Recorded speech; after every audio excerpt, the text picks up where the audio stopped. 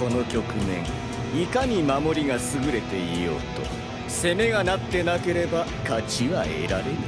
その守りもやがて力尽き崩れる。第11宇宙の勝利は時間の問題ですませ。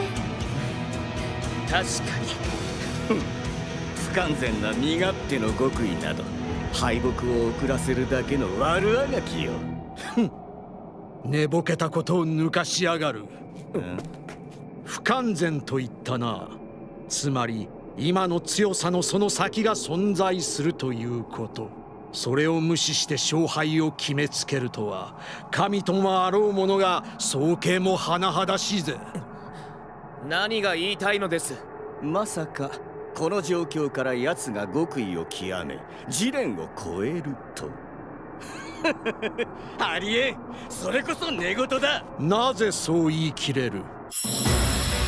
この力の大会、そのわずかな時間の中、幾度となく限界をぶち破る俺たちサイヤ人の姿、貴様らも見てきたはずだ。